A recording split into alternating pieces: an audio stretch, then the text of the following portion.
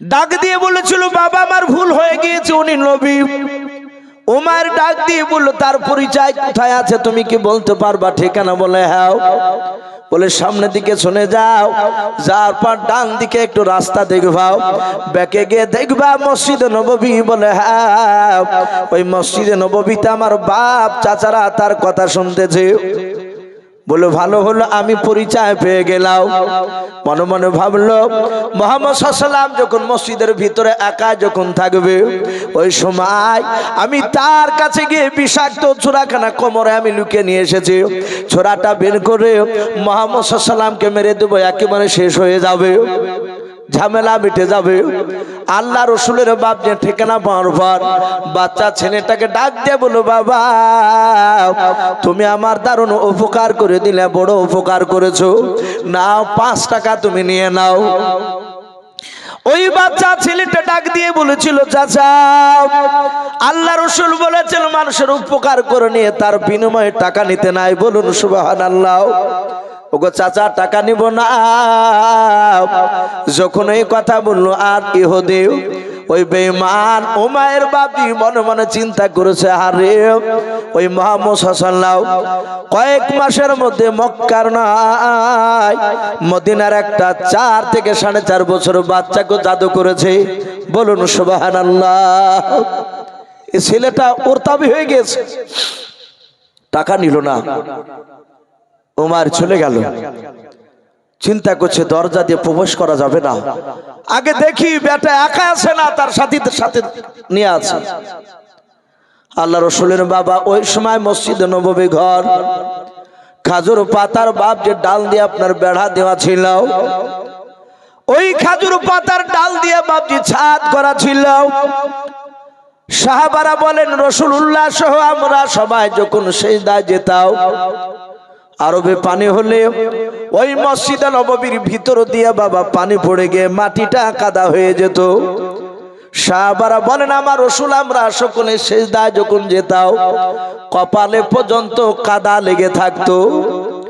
আল্লাহ নবীর সাহাবা সকলে নবীর চেহারার দিকে বাবা চেয়ে আছে, এইদিকে বাবা উমায়ের আপনার খাজুর গাছের আপনার পাতাগুলো একটা দরজা নয় বাবা, একটা বেড়ার দিকে তাকিয়ে এইভাবে পাতাগুলো সরে তাকিয়ে দেখছিল নবী একা আছে না দলবল নিয়ে আছে, যাহাতে বাপজি ওকে মেরে দেখতে যাবে। আর ওই সময় দরদি নবী আমার পেছন ঘুরে তাকিয়ে দেখলেন সেই উমায়ের বাপজি চেহারা খানাও। আল্লাহ রসুল দেখে চিনতে পেরেছেন বাবা। নবী মনে মনে ধারণা করেছিল হয়তো আমার উমায়ের ভাই, আমার ভয়ে হয়তো এখানে আসতে পারে না, সাথী ভাইয়ের ভয়ে হয়তো আসতে পারে না। উমায়ের বাপ যে আপনার দেখলো মনে হয় মুহাম্মদ সাল্লাল্লাহু আলাইহি ওয়াসাল্লাম দেখে নিল নাকি। আল্লাহর নবী বলেন সাহাবারা এই মুহূর্তে তোমরা এখান থেকে তোমরা চলে যাও। সব সাহাবারা বাপটি চলে যাচ্ছে। আল্লাহ রসুল বলেন ওরে সাহাবারা পেছন দিকে ঘুরে ঘুরে কেন দেখছো? বলো হুজুর আপনার কাছ থেকে যেতে আমাদের মন চাইলাও, কিন্তু উপায় নাই, নবী যে আপনি বাড়ি যেতে বলেছেন। আল্লাহর নবী বলেন এখন চলে যাও, কিছুক্ষণ পর আসবাও। যাহাতে সাহাবারা চলে গেলেন। আল্লাহর নবী আমার পেছন দিকে এইভাবে ঘুরে ডাক দিয়ে বলেছিলেন ওরে আমার উমায়ের ভাই, আর মসজিদে নববীর পেছনে লুকিয়ে থেকো না, দাঁড়িয়ে থেকো না। ওরে ভাই আমার সাথী ভাইরা কেউ নাই, আর ভয় করো না, তুমি চলে এসো। উমায়ের বাপজি বুঝতে পেরেছে তো দেখে নিয়েছে। উমায়ের বাপজি দরজা দিয়ে যখন মসজিদে নববীর দরজা দিয়ে যখন প্রবেশ করলো, ডান পাটা বাপজি আপনার পা ভরেছে, আর দরজার ডান দিকে বাম দিকে তাকে তাকে দেখতেছিল আল্লাহর নবী জনাবে মুহাম্মদ রাসূলুল্লাহ সাল্লাল্লাহু তাআলা আলাইহি ওয়াসাল্লাম ডাক দিয়ে বললেন ওরে উমায়ের ভাই আমার কোন সাহাবা মসজিদে নববীর দরজার আড়ালে কেউ একজনও লুকিয়ে নাই। ওরে ভাই উমায়ের ভয় করো না, তুমি কাছে এসো। উমায়ের বাপজি নবীর কাছাকাছি চলে যাচ্ছে, একেবারে যাহাতে কাছাকাছি চলে গিয়েছে বাবা আল্লাহর নবীজিকে বাপজি মারার জন্য, এভাবে কোমরে বাপজি ছুরাখানা বের করার জন্য উমায়ের হাতখানা বাপজি নিয়ে গিয়াও যাহাতে ছোড়াটা বের করে নবীকে মারতে যাবে। আল্লাহর নবী জনাবে মুহাম্মদ রাসূলুল্লাহ সাল্লাল্লাহু তাআলা আলাইহি ওয়াসাল্লাম ডাক দিয়ে বললেন, ওরে আমার উমায়ের ভাই তাড়াতাড়ি বলো, আজ 3 মাস পার হয়ে গেছে রে ভাই মক্কা থেকে মদিনায় আসা আবার। ওরে ভাই উমায়ের ভাই মদিনা থেকে আমি এখনো মক্কার জমিনে আমি আর পা দিতে যাইনি রে ভাই, তাড়াতাড়ি বলো তোমার মা যে বিছনাগত হয়ে পড়েছিল, তোমার আব্বা যে অসুস্থ হয়ে পড়েছিল, ওরে ভাই উমায়ের তাড়াতাড়ি বলো তোমার আব্বা মা কেমন আছে বলো। উমায়ের বাপ যে ছোড়াখানা বের করতে গিয়ে আর বের করলো না।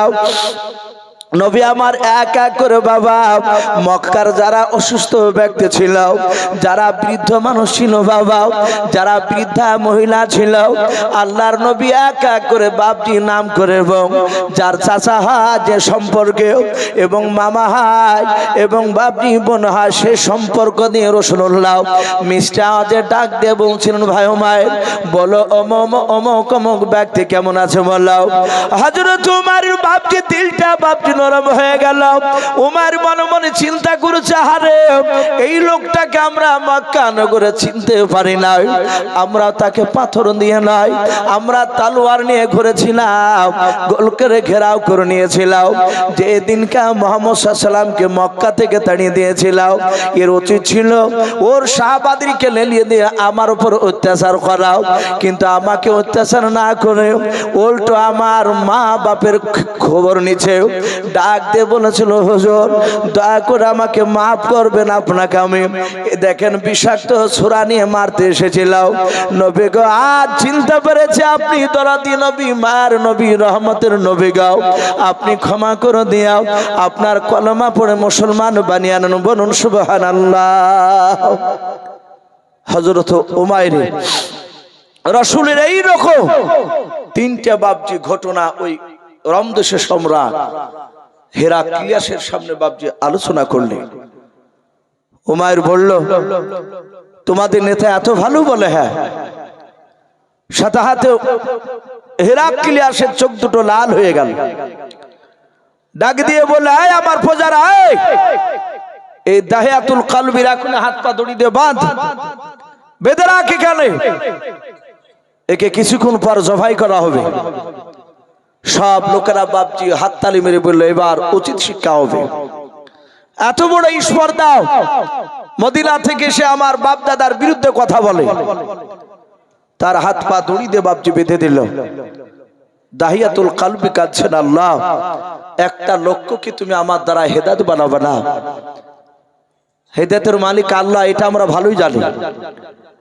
দাহিয়াতুল কলবি তিনি কাঁদছে, কিতাবে লিখেছে বাবা ওই সময় রোম দেশের সম্রাট ডাক দিয়ে বলল, আমার প্রজাদের মধ্যে থেকে 10টা বুদ্ধিজীবী প্রজা দাঁড়িয়ে যাও যুবক।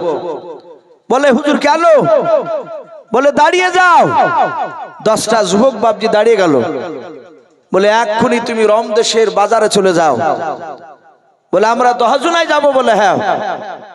রোম দেশের বাজারে গিয়ে দেখো গা কোন মক্কার লোক এখানে ব্যবসা করতে এসেছে কিনা। কিতাবে এসেছে রোম দেশে বাপজি মক্কার লোকেরা ব্যবসা করতে যেত। কিতাবে এসেছে ওই সময়তে হযরতে আবু সুফিয়ান পরে যে ঈমান এনেছিলেন, কিন্তু যেই দিনকে রোম দেশে ব্যবসা করতে গিয়েছিল সেই দিন ওই সময় নবীর উপর ঈমান আনেনি। সে কাফির ছিল আবু সুফিয়ান। সে সময় যাহাতে মক্কা নগরে নাই, রোম দেশের বাজারে প্রচার করলে কেউ আছো কি মক্কা নগরে কোন মানুষ? আবু সুফিয়ান হাত উঁচু করে বলল, আমি মক্কার একটা নেতা, আমি এখানে বড় ব্যবসা করি, তাই ব্যবসা করতে এসেছি। কজনা এসেছে? বলে আমরা 10 জনা। বলে এক্ষুনি চলো, আমাদের বাদশাহ রোম দেশের সম্রাট এখনই ডাক দিয়েছে। চলে গেল।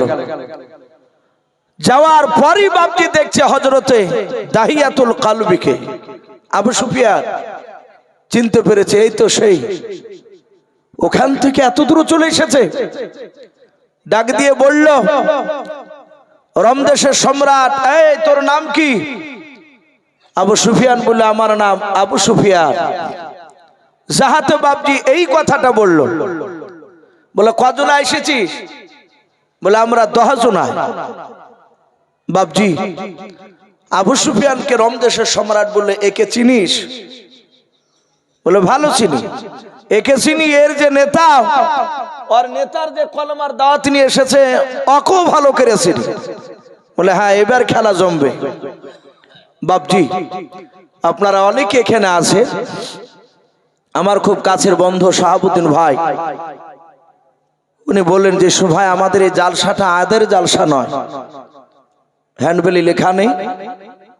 উনি বলছিলেন যে আমরা মসজিদে ইট নিয়ে এসেছি পাঁচির দেওয়ার জন্য। তো পাঁচির কিছুটা মনে হয় হয়েছে, মনে হয় বলছিলেন যে রং করা হয়নি। তা উনি বললেন যে ভাই চাপাচাপি করবেন না, একটু মিনিট 2-3 একটু বলবেন শেষের বেলা। প্রায় রাত্রি 11টা বাপজি পার হয়ে গেল। ইনশাল্লাহ আজকে জালসার প্রধান বক্তা আর কয়েক মিনিটের মধ্যে হয়তো হাজির হয়ে যাবে। শাহাবুদ্দিন ভাই পৌঁছে গেছে তো নাকি?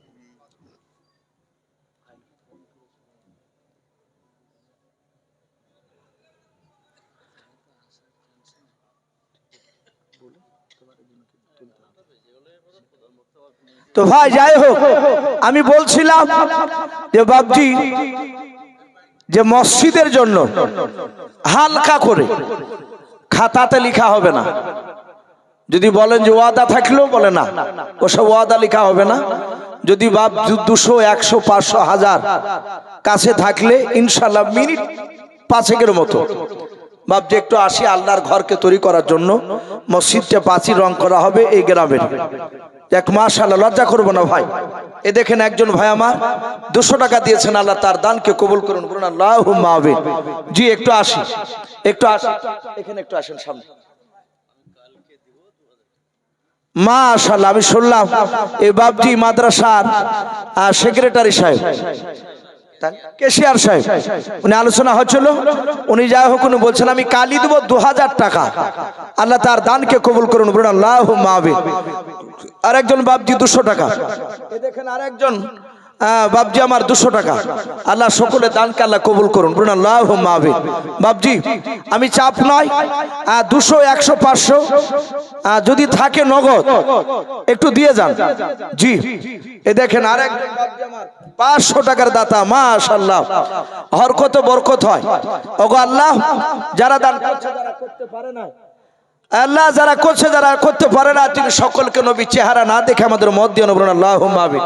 আরেকজন 150 টাকা, এই দেখেন আরেকজন বাপজি কত আছে 1000 টাকা, আল্লাহ তার 1000 টাকা নগদ দানকে তুমি কবুল করে নাও।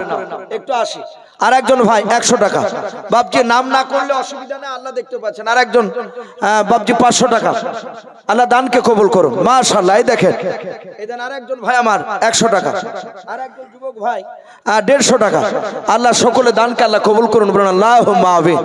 মাশাআল্লাহ। বাপজি একটু আসি, যদি 1000 5 টাকা যদি হয় ইনশাআল্লাহ অনেক কাজে লেগে যাবে, রঙের পয়সা হয়ে যাবে ইনশাআল্লাহ। আরেকজন ভাই আমার 100 টাকা নগদ, আল্লাহ তার দানকে কবুল করুন। আরেকজন ভাই 100, আরেকজন বাপজি 100, আরেকজন বাপজি স্টেট থেকে 500 টাকা, আল্লাহ সকলে দানকে আল্লাহ কবুল করুন, বলুন আল্লাহুম্মা আমিন। মাশাআল্লাহ, জাযাকাল্লাহ। জি আসি, আলহামদুলিল্লাহ, আল্লাহর কাছে দোয়া করব, আল্লাহ তুমি এই জালসাকে কবুল করে নাও। ওগো মাওলা, দেখো তোমার বান্দা বান্দিরা তারা কষ্ট করে ওয়াজ শুনছে। 100 টাকা, 100 টাকা ঘুরে দে, আল্লাহ তার 100 টাকা বাপজি দানকে কবুল করুন, মাশাআল্লাহ। আরেকজন ভাই আমার এই দেখেন 200 টাকা দিয়েছেন, আল্লাহ তার দানকে কবুল করুন। জি বাপজি চাপ নয়, লজ্জা করব না, 5 টাকা থাকলেও দিয়ে যাবো ইনশাআল্লাহ। 5 টাকা যদি থাকে একটু নগদ দিয়ে যাবে আল্লাহর ঘরকে তৈরি করার জন্য। জি রাত্রি প্রায় 11টা বাপজি পার হতে চললো, আর তাতে বাপজি এখন মাধ্যমিক পরীক্ষার সময়, আজকে হয়তো পরীক্ষা নেই না, আগামী শনিবার থেকে মনে হয় আছে। তো যাই হোক, বেশি রাত্রি মা বোনদের কাছ থেকে 500 টাকা এসেছে। আল্লাহ মা বোনদের 500 টাকা দানকে কবুল করুন। ওগো মা বোন, আপনারা 200, 150, 10 টাকা যে যা পারবেন ইনশাআল্লাহ হাত বাড়াবেন। এ দেখেন আরেকজন আল্লাহর বান্দা 100 টাকা। জি, রাত্রি খুব গভীর করে জালসা করা ঠিক না, হয়তো আমরা ভাবি যে যত রাত্রি মাইক বাজবে সে জালসা বড় হলো তাই ভাবি। এ দেখেন আরেকজন ভাই আমার 150 টাকা। এ দেখেন আরেকজন ভাবছে 100 টাকা, মাশাআল্লাহ। এ দেখেন আরেকজন ব্যক্তি 50 টাকা। জি, আপনারা হয়তো কেরালা থেকে মুস্তাফার আব্বার জন্য 2000 টাকা দেব। মাশাআল্লাহ, কেরালা থেকে মুস্তাফার আব্বার জন্য উনি 2000 টাকা দিবেন। আল্লাহ তার দানকে 2000 টাকা দানকে কবুল করে নিয়ে আল্লাহ কেরালায় যে আছে তাকে যাবতীয় বিপদ থেকে হেফাজত করুন আল্লাহুম্মা আমিন। তার আব্বার কবর আযাবকে মাফ করুন। আরেকজন 100 টাকা। আল্লাহ তুমি আলিম বিজাতি সুদূর, তুমি সকলের অন্তর তুমি জামিন। ওগো মাওলা, তুমি সকলের দানকে কবুল করো না, যারা দিতে পারে না তাদেরকে কবুল করে নাও। ওই দেখেন আরেকজন বাবজি 100 টাকা। আল্লাহ কবুল করুন, বলুন আল্লাহুম্মা আমিন। জি, মাশাআল্লাহ। এ দেখেন আরেকজন বাবজি 50 টাকা। আল্লাহ তার দানকে কবুল করো, কবুল করো। আল্লাহ তুমি সকলের দানকে কবুল করে নাও। মোলা আজকে জালসার মাহফিল কবুল করে না। আরেকজন ভাই আমার 50 টাকা দিয়েছে তোমার ঘরকে তৈরি করার জন্য। ওগো মহল্লা, তোমার রসুল বলেছেন কিয়ামতের ময়দানে সব ধ্বংস হয়ে যাবে, মসজিদ ধ্বংস হবে না, মসজিদ অক্ষত অবস্থায় উঠে যাবে। ওগো মহল্লা, এই মসজিদে যারা টাকা দান করছে তুমি সেদিন আল্লাহ তুমি তাদের সহায় হয়ে যায়। মাশাআল্লাহ, দেখেন মা বোনদের কাছ থেকে আবার 500 টাকা। আল্লাহ সকল মা বোনের দানকে কবুল করে নিও। আল্লাহ তুমি মা বোনের ইমানটা হযরত মা ফাতেমা জোহরা রাদিয়াল্লাহু তাআলা আনহার মতো ইমান বানিয়ে দেব, বলুন আল্লাহুম্মা আমিন। ভাই আলহামদুলিল্লাহ, যথেষ্ট আপনারা। এ দেখেন আরেকজন ভাই দুজনায় 200 টাকা দিয়েছে।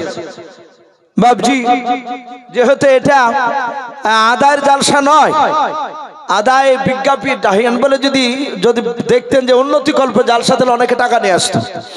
তো যাই হোক, বিনা আদায়ের জালসাতে যেহেতু কমিটির তরফ থেকে একটু বলেছে, তাই একটু বললাম, অনেক টাকা হয়ে গেছে মাশাআল্লাহ। আরেকজন ভাই আমার এ দেখেন আহারে কষ্ট করা 50 টাকা দিয়েছেন। আরেকজন ভাই আমার 100 টাকা দিয়েছে। আরেকজন ভাই 500 টাকা দিয়েছেন। আল্লাহ তুমি সকল দানকারী দানকে তুমি কবুল করে নাও, বলুন আল্লাহুম্মা আমিন, আল্লাহুম্মা আমিন। তো ভাই যাই হোক, আর কিছুক্ষণ বাবজি কথাটা বলে ইনশাআল্লাহ আমার বক্তব্য করব। আর রাত্রি অনেক হয়ে যাচ্ছে, আর আপনারা হয়তো বাবজি অনেকে চিন্তা ভাবনা করবেন যে প্রধান বক্তা আসবে বললে। ভাই সত্য কথা সব জায়গাতে বলতে আমিও ভালোবাসি, আর সত্য কথা বলাটাই ভালো। এ দেখেন আরেকজন বাবজি 50 টাকা। হয়তো নাম শুনে যারা জানেন এই জালসায় আজকে কে আসছে, আজকে যিনি আসছিলেন হযরত মাওলানা বদরুল আলম সাহেব দামাত বারকাতুহুম আলিয়া। উনি অলরেডি বাড়ি থেকে বাবজি বেরিয়ে এসেছিলেন। আমি যখন স্টেজে উঠি সে সময়তে বললেন যে বাবা রাস্তাতে এসে গাড়ি স্টার্ট বন্ধ হয়ে গেল। তা আমি মিস্ত্রি ডেকে পাঠালাম, দেখি বাবা আমি পৌঁছাবো কি করে। তো মিস্ত্রিতে এসে গাড়ি জুত করছিল, যে বললো যে বাবা ইনশাআল্লাহ পৌঁছাস। গাড়ি জুত করে আবার যখন উনি স্টার্ট দিয়ে আসছিলেন তখন আমি ফোন করলাম। আস্তে আস্তে রাস্তা শেখ সাহেব যে জালসার আজকে সভাপতি উনিও ছিলেন। তো উনি বললেন যে বাবা আস্তে আস্তে মিস্ত্রিতে চালিয়ে যেতে বললো। আবার আস্তে আস্তে কিছুটা বলো কয়েক কিলোমিটার এসে আবার গাড়ি বন্ধ হয়ে গেছে। তো বাবজি এখন বিপদ তো বাবজি বলে আসে না। আর উনি ইচ্ছাকৃত অন্য জায়গায় পালিয়েও যায়নি। অনেকে ধারণা হয়তো অনেকে ভুল করবে, ধারণা ভুল আমরা করবো না ইনশাল্লাহ। তো যাই হোক, সভাপতি বললেন যে ভাই উনি মনে হয় সম্ভবত আর পৌঁছাতে পারবেন না, যেহেতু গাড়ি বন্ধ হয়ে গেছে। তো যাই হোক বাবজি, আমি যে কথাটা একটু আলোচনা করছিলাম যে ওই আবু সুফিয়ান এসে বলল আমি একে চিনি, এর নেতাকেও চিনি। রমদেশের সম্রাট বললো তাহলে এবার কার লাগবে মজা। বলে এর নেতাকে ছিলিস? দাহিয়াতুল কালবির নেতা মুহাম্মদ সাল্লাল্লাহু আলাইহি ওয়াসাল্লাম যে নবুয়ত দাবি করেছে। বলে হ্যাঁ। বলে জানি। বলে দাহিয়াতুল কালবি বলেছে সে লোকটা নাকি খুব ভালো। ওর চরিত্র ব্যাপারে একটু বলধিনি। আবু সুফিয়ান দেখলে হ্যাঁ এবার সুযোগ পেয়েছে, ও তো নবীর ভক্ত নয়, নবী দুশমন তো। আবু সুফিয়ান এটাও চিন্তা করছে যে হিরাক্লিয়াস রোম দেশের সম্রাট, ই বড্ড চালাক, এর সামনে মিথ্যে কথা বললে ধরা পড়লি তাকে জবাই করে দেয়। আবু সুফিয়ান এটা চিন্তা করলো, মিথ্যা বলতে গিয়ে যদি ধরিয়ে ফেলে তাহলে আমাকে যদি মেরিয়ে দেয় তা আমার লোকগুলো গিয়ে বাড়িতে গিয়ে বলবে যে আবু সুফিয়ান মিথ্যা কথা বলতো। ও চিন্তা করলো যে মিথ্যা কথা বলবো না, বলবো সত্য, কিন্তু এমন সত্য কথা বলবো যেটা শুনে বাদশা যেন মিথ্যে মনে করে। আবু সুফিয়ান ওই মেয়েরাজের ঘটনা শুরু করে দিল।